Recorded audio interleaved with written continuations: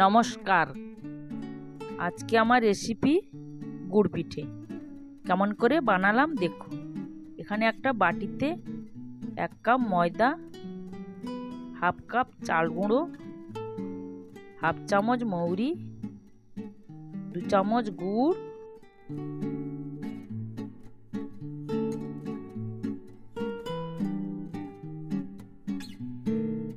পরিমাণ মতো লবণ দিয়ে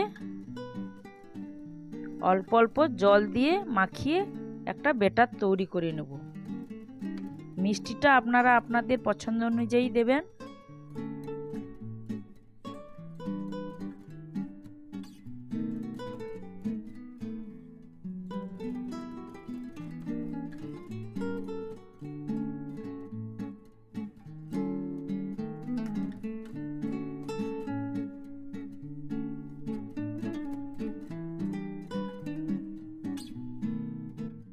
ব্যাটার তৈরি হয়ে গেছে।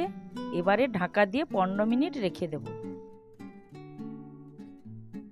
15 মিনিট পর ওভেনে একটা কড়াই বসিয়ে কড়াইতে তেল দেব। তেল গরম হলে একটা চামচে ব্যাটারটা তুলে তেলের মধ্যে দেব। দেখুন কেমন লুচির মতো ফুলে উঠেছে। এক পিঠ হয়ে গেলে উল্টে দেব।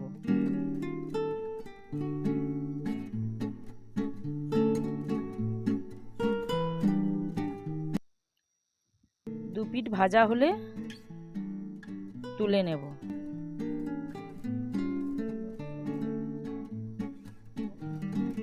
এইভাবে এক এক করে সব পিঠে বানিয়ে নেব।